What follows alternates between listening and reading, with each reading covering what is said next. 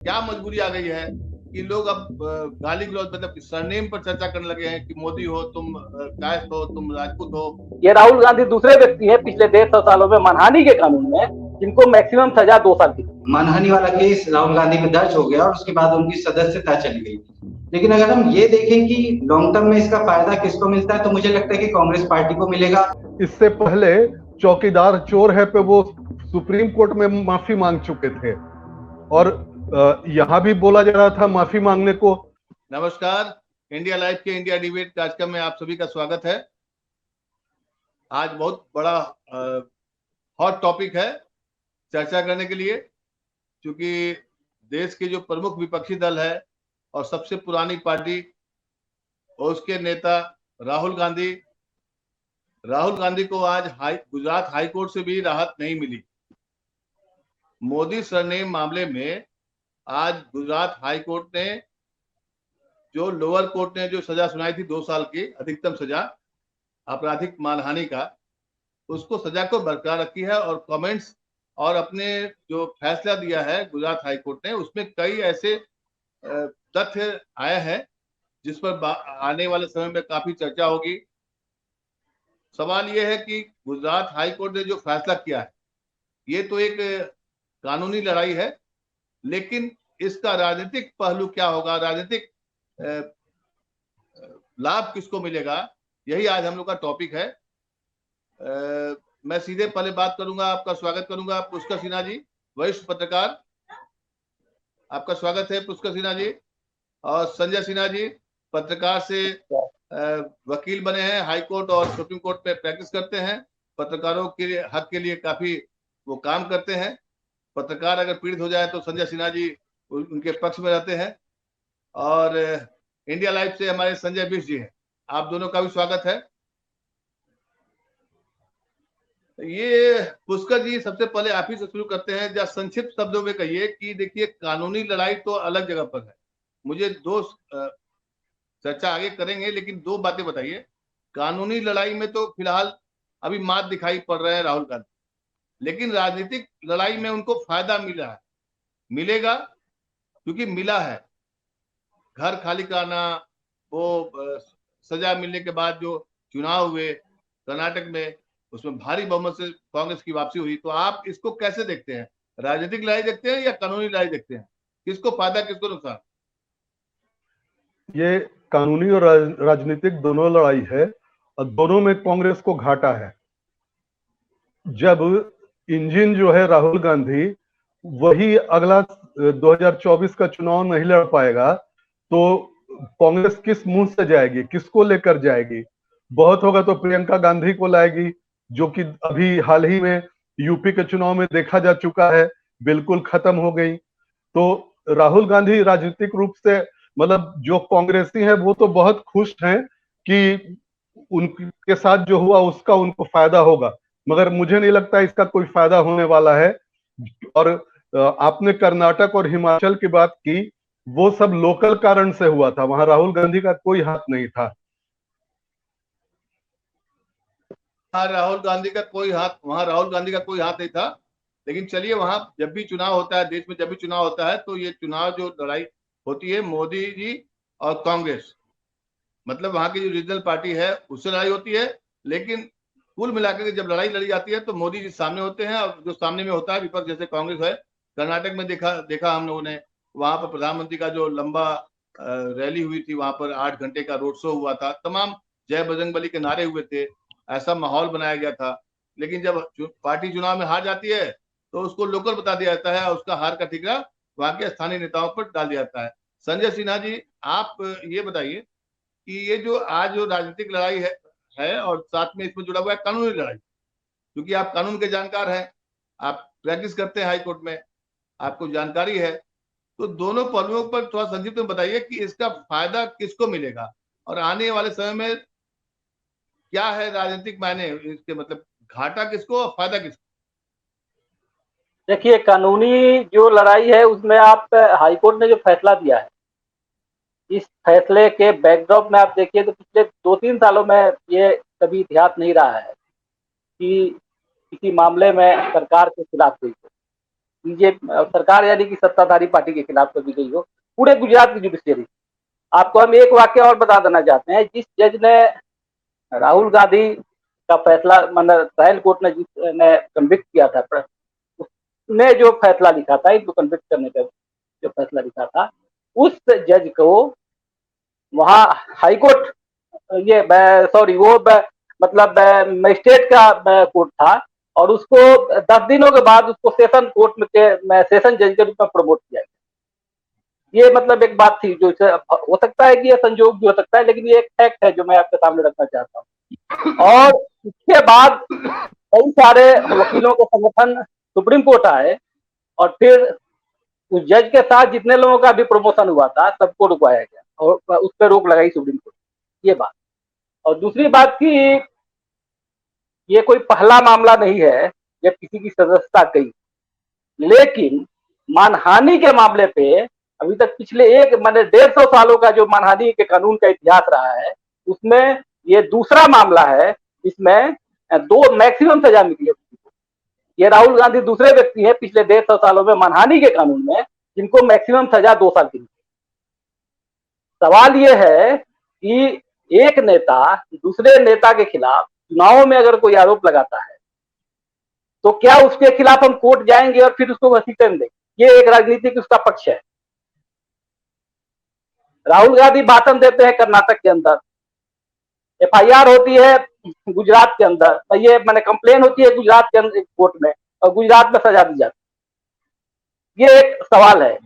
और आपको हम बता दें कि केवल आरोप लगाने पर, ये जो मानहानि के आरोप, उनको मानहानि का जो आरोप लगा है, उससे पहले भी कई लोग हैं जिनको सदस्यता गई है। अगर आप ठीक से गौर करेंगे तो ये बिहार के एमएलए थे जनता दल के, जगदीश शर्मा, उनकी सदस्यता गई। चारा घोटाले में 2 साल से ज्यादा की सजा उनको मिली, तो उनकी सदस्यता गई। उनके साथ ही लालू यादव की भी सदस्यता गई।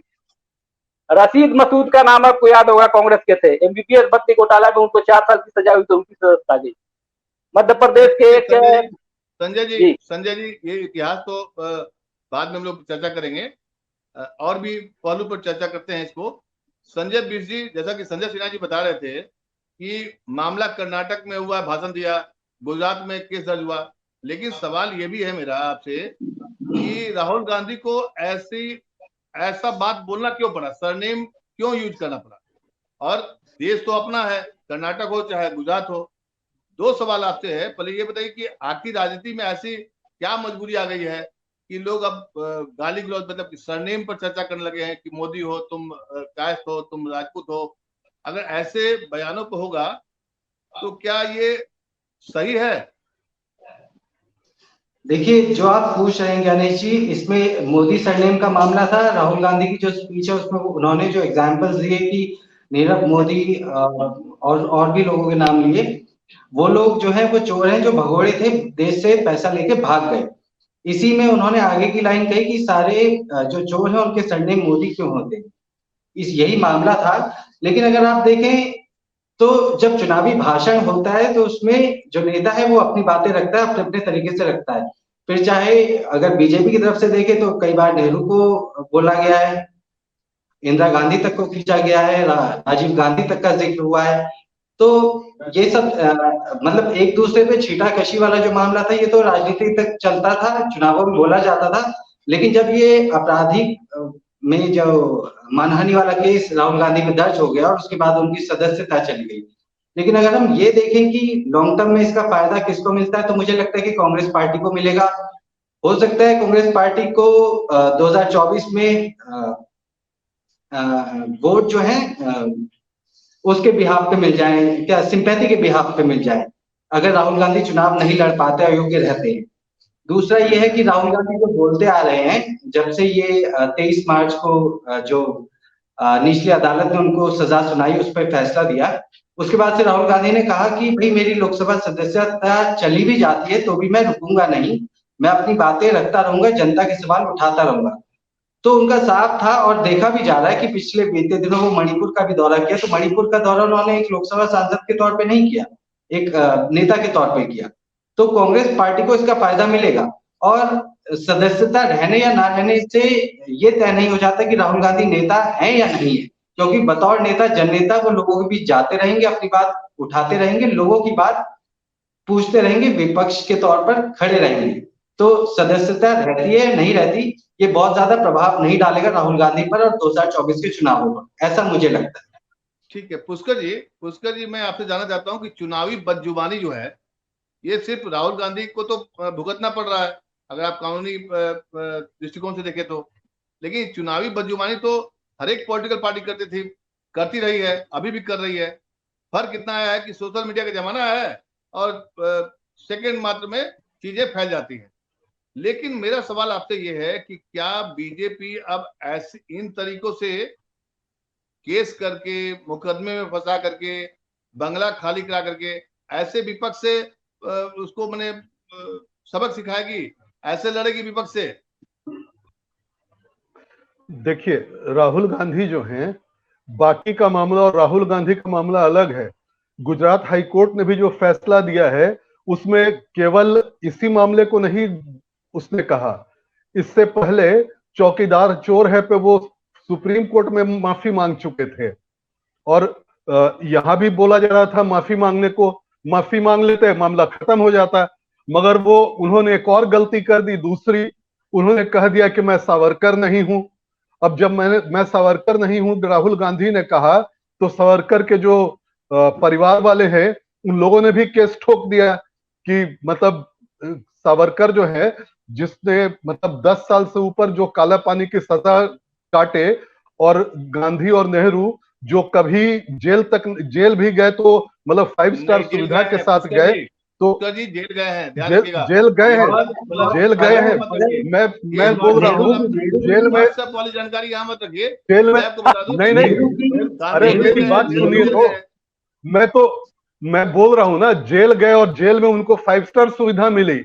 सावरकर के तरह मतलब 2.5 किलो तेल और मतलब कोल्हू में ये होकर नहीं करना पड़ता था, नमक नहीं करना पड़ता था। हाँ, सवाल है, आप पढ़े लिखे आदमी हैं, राष्ट्रपिता कांग्रेस के लिए होंगे, मेरे नहीं है, मेरे लिए नहीं है।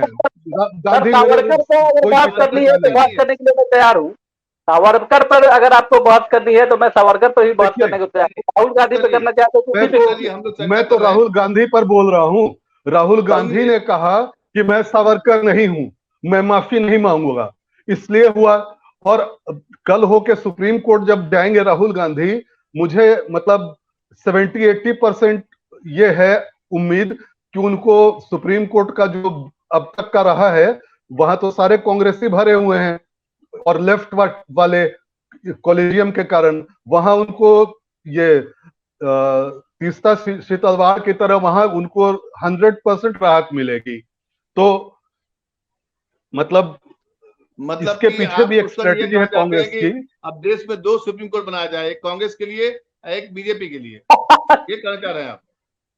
नहीं, सुप्रीम कोर्ट जो है, सुप्रीम कोर्ट अभी जो कुछ भी देख के लग रहा है वो 100% मतलब बैलेंस्ड नहीं दे रहा है।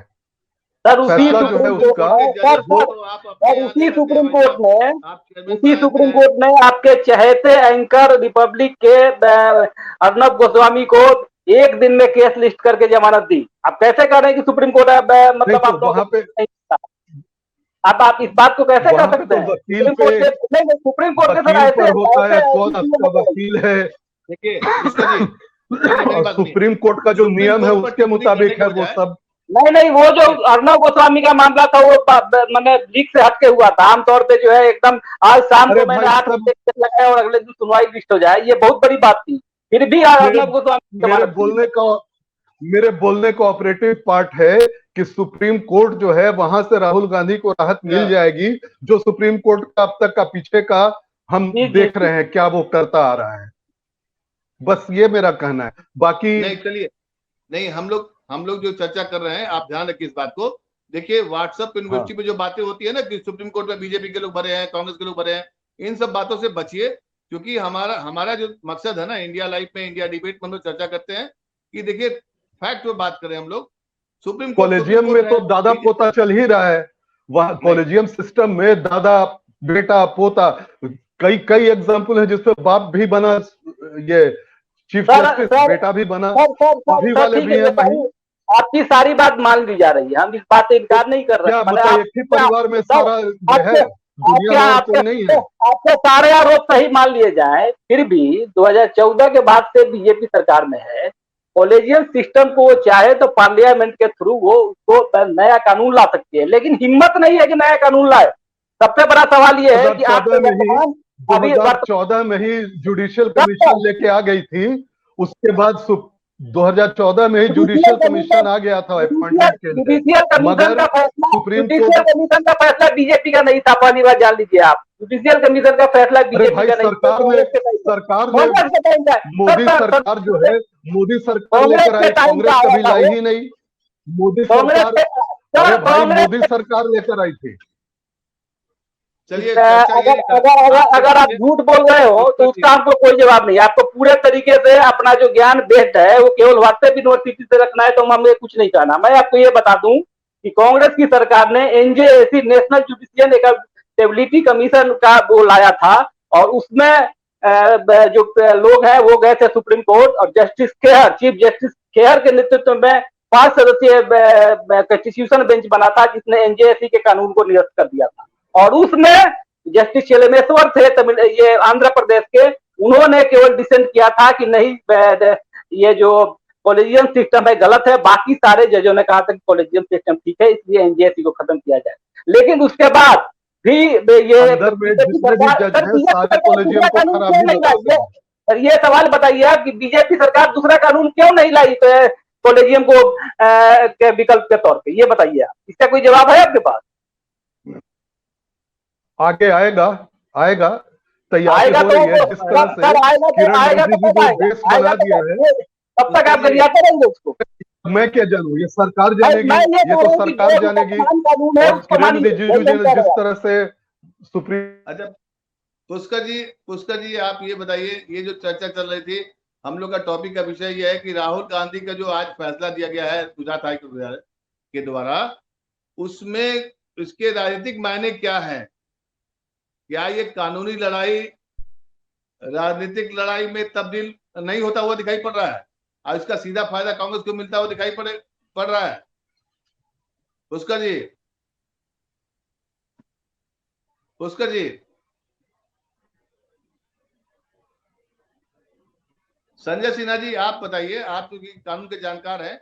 गुजरात हाई कोर्ट के जो फैसले आए हैं उस पर अभिषेक मनु सिंघवी का मैं ये प्रेस कॉन्फ्रेंस देख रहा था, कई तथ्य उठाए उन्होंने कि हाई कोर्ट ने ये चीज नहीं देखा कि मानहानि हुआ किसका, अब मानहानि हुआ तो क्या मानहानि हुआ। तो इसके पहले भी जब वो लोअर कोर्ट का फैसला आया था तब भी वो सवाल किए थे, जब वो डिस्ट्रिक्ट कोर्ट का फैसला आया तब भी वो बात रखे रहे थे, और आज हाई कोर्ट का फैसला आया। तो क्या कांग्रेस के पास लीगल टीम बिल्कुल खत्म हो गई है, या जो बातें अभी प्रेस कॉन्फ्रेंस में बोल रहे थे, क्या उन सब बातों को हाई कोर्ट में नहीं देखा गया क्या? देखिए, हाई कोर्ट में उन्होंने बिल्कुल इन बातों को रखा है, लेकिन कोर्ट ने कंसीडर किया कि नहीं, ये बड़ा सवाल है। कोर्ट ने इस चीज को कंसीडर नहीं किया। अभिषेक मनु सिंघवी क्या मैं भी सुन रहा था, तो उसमें उनका ये है कि कोर्ट ने उस चीज को कंसीडर नहीं किया कि आखिर मानहानि हुई किसकी है। एक बड़े समाज के तौर पे किसी को पेश किया जाए और कहा जाए कि मानहानि हुई है, तो ये तो क्रिमिनल डिफामेशन का मतलब स्थिति में नहीं आता। ये मतलब उनका कहना था अभिषेक मनु सिंघवी का।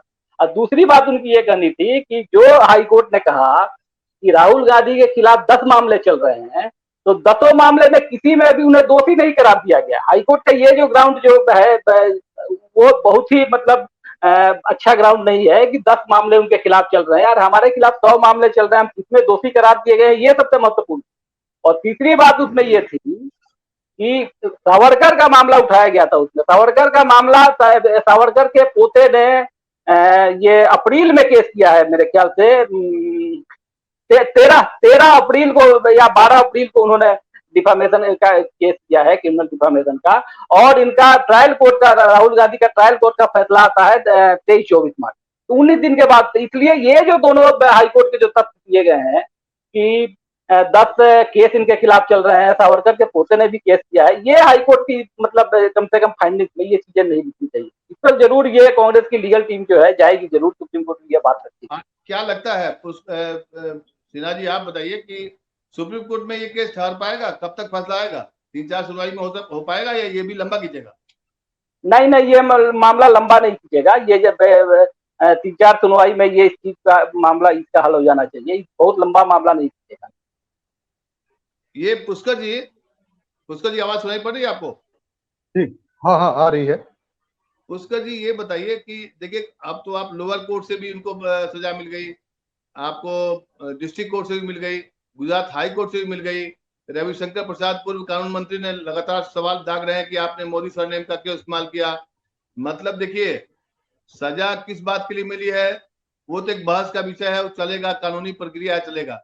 लेकिन बीजेपी जिस तरीके से उसको भुनाना चाहती है इस मुद्दे को, वो मुद्दा लेकिन पहुंच नहीं पाता है जहां तो वो चाहती है ना बीजेपी कि मोदी सरनेम, मोदी सब लोग चोर क्यों होते हैं, इस तरह की जो बातें कही थी, और लगातार वो मोदी पर आरोप लगाते हैं। अडानी का मुद्दा आया ही आया है। तो आप ये बताइए पुष्कर जी की बीजेपी के लिए क्या ये गलत फैसला नहीं है कि इसको जल्दी से जल्दी खत्म कराया जाए, नहीं तो इसका माइलेज कांग्रेस लगातार लेती रही है, ले रही है। देखिए इस देश में पॉलिटिक्स जब होता है उसमें विक्टिम बन जाइए तो आप आगे निकल जाएंगे। आपको याद होगा इंदिरा गांधी गाय बछड़े का उनका चुनाव चिन्ह था, तो अपने 2 बेटों को लेकर के लोगों ने बोला कि अरे 2 बच्चा है बेचारी का है, और लोगों ने उसको काफी आगे बढ़ाया। तो इस देश में विक्टिम बन जाना या सिंपैथी वोट लेना ये तो राजनीति का सबसे बड़ा तरीका है, कारगर तरीका होता है, और इसमें मुझे लगता है कांग्रेस को ज्यादा बेनिफिट मिलेगा। बीजेपी का गलत रणनीति है ये, इसको खत्म करना चाहिए। मैं पहले बोल चुका हूं, अगर सुप्रीम कोर्ट से कुछ नहीं मिलता है राहुल गांधी को तो उनका तो करियर एक तरह से खत्म है। 8 साल में वो मतलब इस स्थिति में आ जाएंगे कि वो किसी काम के नहीं रहेंगे। फिर वो सचमुच हैबिचुअल ऑफेंडर हैं। एक बार चौकीदार करके थूक कर चाटे माफी मांगी, और सबसे बड़ी बात है कि आज के डेट में और 2024 के आसपास भी मैं जो देख रहा हूं, प्रधानमंत्री नरेंद्र मोदी के आगे विपक्ष में कोई नेता, मतलब अगर प्रधानमंत्री 100 है तो दूसरा 10 भी नहीं है। राहुल गांधी तो बिल्कुल ही नहीं है, इनका तो मतलब कोई स्टैंडिंग ही नहीं है उनके सामने। इसलिए ये सब मुद्दा जो भी आप बोल रहे हैं इसका मतलब कोई बीजेपी को घाटा नहीं होने वाला है, उल्टा कांग्रेस को घाटा होगा। अच्छा ये बताइए आप उसका लगातार जो अमित शाह जी लगातार अपने चुनावी भाषण में प्रधानमंत्री कौन बनेगा, राहुल गांधी या मोदी, आप बताइए, तो ये उनके मुंह से निकल कैसे रहा है? आखिर किस बात का डर है?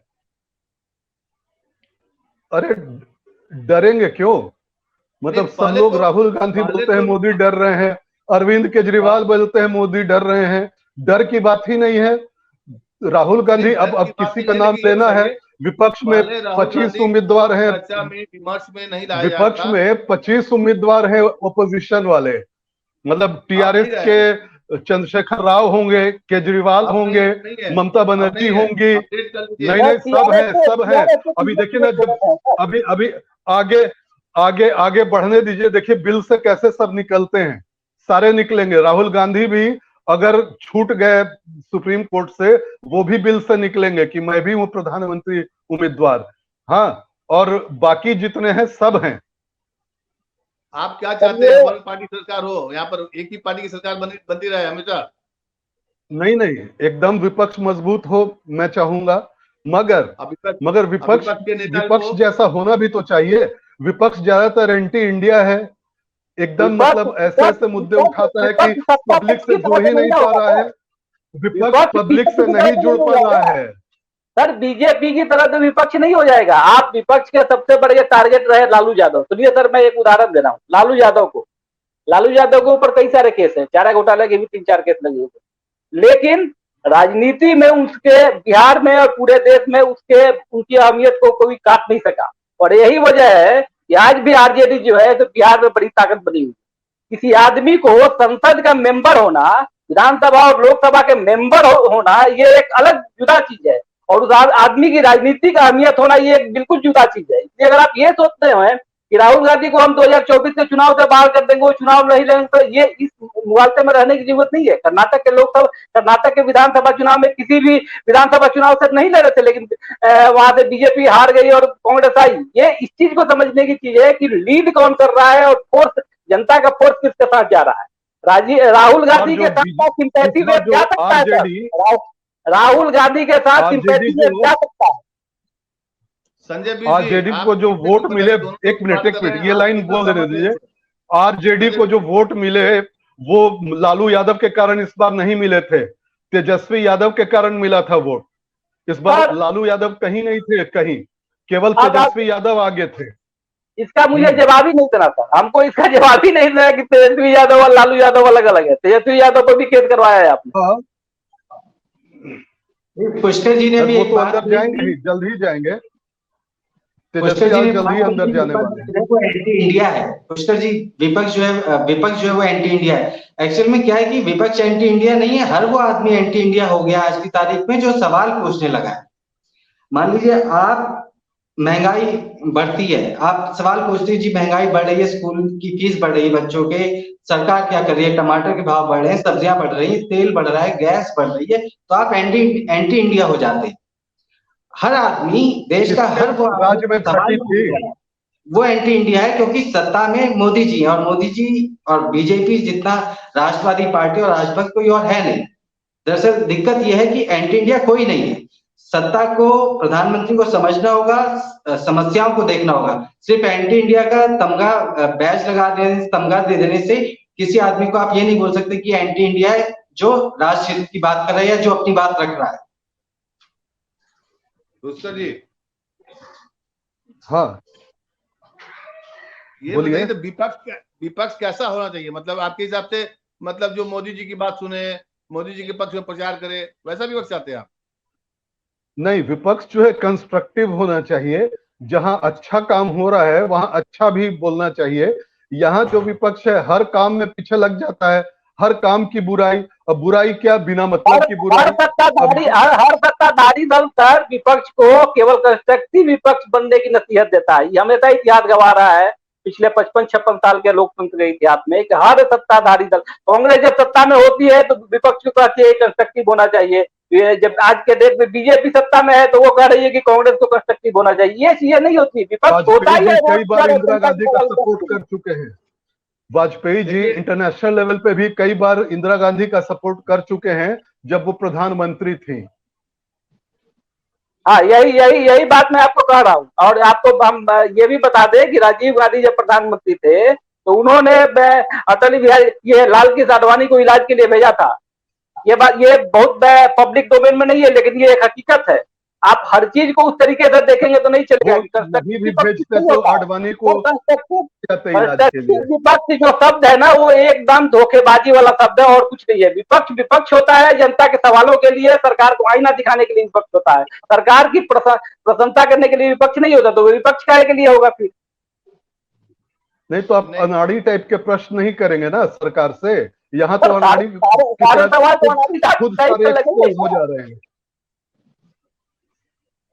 चलिए, मैं बहस को जो केंद्रित कर रहा था कि राहुल गांधी के जो आज हाई कोर्ट का जो फैसला आया है वो उसका राजनीतिक मायने क्या है, और ये जो कानूनी लड़ाई है इस पर राजनीतिक लड़ाई जो है कौन भारी पड़ेगा, राहुल गांधी पर कौन सा भारी पड़ेगा, राहुल गांधी को क्या फायदा है, क्या नुकसान है, या राहुल गांधी के जेल जाने से किसका नुकसान है, किसका फायदा है। हम चर्चा इसी बात पर कर रहे थे क्योंकि समय होने जा रहा है। आप चलते चलते दो दो लाइन बताइए, आप दोनों आदमी। पुष्कर जी, आपसे पूछेंगे, ये जो लड़ाई है ये भले ही दिख रहा है कानूनी लड़ाई, लेकिन है ये राजनीतिक लड़ाई। इस राजनीतिक लड़ाई में अगर राहुल गांधी जेल चले जाते हैं तो किसको फायदा आपको दिखाई पड़ रहा है और किसको घाटा होगा? साफ शब्दों में बताइए। हर 100% बीजेपी को फायदा होगा जब विपक्षी पार्टी का, मेन विपक्षी पार्टी का जो प्रधानमंत्री उम्मीदवार है वही अंदर हो गया और कम से कम 8 साल के लिए वो नहीं लड़ेगा, तो फिर किसको घाटा होगा? बीजेपी को तो फायदा हो जाएगा, बल्कि बाकी जो विपक्ष के दूसरे, मतलब मुंह हाथ धोकर बैठे हुए हैं, केजरीवाल और बाकी ममता बनर्जी, बाकी टीआरएस वाले, इन लोगों का फायदा हो जाएगा। संजय सिन्हा जी, आप बताइए, आज का जो फैसला आया है और आने वाले समय में जो राजनीतिक लड़ाई, कानूनी लड़ाई लड़ेंगे राहुल गांधी, उनकी टीम जो लड़ेगी, मान लिया कि उनको जेल हो जाती है, तो आप बताइए कितना फायदा कितना नुकसान? देखिए ज्ञानेश जी, अगर राहुल गांधी को जेल होती है तो राजनीतिक तौर पर इसका बड़ा मतलब कांग्रेस को उभार होने का मौका मिलेगा। और उसके ये कि सारे कांग्रेस के जो लोग हैं जो घरों में बैठे हुए हैं रोड पे निकलेंगे, सारे विपक्ष के लोग भी रोड पे निकलेंगे और तब एक जन समर्थन उनके पक्ष में उठेगा। और ये हमेशा इतिहास गवाह रहा है। जब इंदिरा गांधी ने इमरजेंसी लाई थी तो सारे विपक्षी दलों के नेताओं को जेल के अंदर डाला था। और उसके बाद क्या हुआ, 1977 में केवल केंद्र में सरकार में नहीं गई बल्कि कई राज्यों से कांग्रेस की सरकार चली। लेकिन उसी के बाद फिर 77 में मोरारजी देसाई ने वही गलती की, इंदिरा गांधी को जेल में डाला। तो इंदिरा गांधी को जेल में डालने के बाद क्या हुआ, कांग्रेस फिर वही थम्पिंग मेजोरिटी से वापस आ गई। तो हिंदुस्तान में कभी भी ऑटोक्रेटिक टाइप का शासन नहीं चल सकता। अगर कोई ये समझ रहा हो कि हम ऑटोक्रेटिक टाइप का शासन चला लेंगे तो वो यहाँ हिंदुस्तान में संभव नहीं है। और राहुल गांधी को अगर ऐसा कुछ होता है तो विपक्ष को और कांग्रेस को बहुत फायदा होगा। ठीक है, संजय बीसी आपका क्या आकलन है? जी, मैं संजय जी से बिल्कुल सहमत हूं। अगर राहुल गांधी को जेल हो जाती है तो ये समझिए कि कांग्रेस का जो स्ट्रगल है वो बहुत कम रह जाएगा और बहुत तेजी से कांग्रेस जनता के बीच पहुंचेगी। बेशक राहुल गांधी, मान लीजिए हाइपोथेटिकल सिचुएशन ले लीजिए कि आज उनको जेल हो जाती है और जेल भेज भी दिया जाता है। ऐसे में क्या होगा, ऐसे में यही होगा कि कांग्रेस पार्टी के कार्यकर्ता सड़कों पे उतरेंगे और साथ में जन समर्थन के लिए लोग भी पहुंचेंगे। हमने हमेशा देखा है, अन्ना हजारे वाला मामला देख लीजिए, उस टाइम पे भी अन्ना हजारे जब बैठे थे तो शुरुआत में चंद लोग थे उनके साथ, लेकिन धीरे धीरे मामला गर्माता गया, पब्लिक पहुंचती गई और अंत में ये हुआ कि आम आदमी पार्टी का गठन हुआ और आम आदमी पार्टी दिल्ली पर राज कर रही है। कुल मिलाकर ये कहेंगे कि जेल अगर राहुल गांधी जाते हैं तो कांग्रेस पार्टी को 2024 के चुनाव में बड़ा फायदा हो जाएगा। चलिए, बहस का लबोलुआब ये है कि राजनीतिक लड़ाई तो इसमें कांग्रेस को फायदा होता हुआ दिखाई पड़ रहा है। उसके पीछे क्या है, जैसे ही इनको सजा मिलती है, बीजेपी इसका लाभ नहीं ले पा रही कहीं पर, लेकिन इनको सजा मिलती है, इनको बंगला खाली करा जाता है, तो कांग्रेस हर बार उसी मुद्दे को उठाकर जनता के पास जाती है और उसको उसका फायदा मिलता हुआ दिखाई पड़ा है। तो कह सकते हैं कि ये जो कानूनी लड़ाई है उसका सीधा फायदा राहुल गांधी को और कांग्रेस पार्टी को मिलता हुआ दिखाई पड़ रहा है। आप सभी का धन्यवाद पुष्कर जी, बहुत बहुत धन्यवाद। आपने अपना राष्ट्रवादी पक्ष रखा, राष्ट्रवादी विचार रखा, अच्छा लगा। और यही है, देखिए, लोकतंत्र, जो कि हर एक आदमी अपना मत रखे, थोपे नहीं एक दूसरे पर, यही है लोकतंत्र। इंडिया लाइव हमेशा लोकतंत्र के इन्हीं बुनियादी चीजों पर बहस करने को तैयार रहता है और ऐसे मुद्दों को लाता है जिसको कोई टच नहीं कर रहा है। जैसे हम लोगों ने महंगाई पर चर्चा की, पूरा देश में मीडिया कोई चर्चा नहीं कर रहा है, नेता लोग तो बात ही नहीं कर रहा है, विपक्ष लोग ट्वीट कर देते हैं, उसके बाद चले जाते हैं। मतलब ये है, क्या नेता, क्या पक्ष, क्या विपक्ष, महंगाई पर पूरा देश त्राहिमाम कर रहा है, लेकिन कोई चर्चा नहीं कर रहा है। राहुल गांधी जेल चले जाएंगे, हम लोग बाकी मीडिया उस पर चर्चा कर रही है, मोदी जी वहां उद्घाटन कर रहे हैं, उस पर चर्चा हो रही है, प्रियंका गांधी ने ये कह दिया, इस पर चर्चा हो रही है, लेकिन जनता की बुनियादी समस्याओं पर कोई चर्चा करने को तैयार नहीं है। ये भी एक बहुत बड़ी त्रासदी है देश के लोकतंत्र के लिए। आप सभी का बहुत बहुत धन्यवाद। इंडिया लाइव के इंडिया डिबेट में हम फिर मुलाकात करेंगे। धन्यवाद।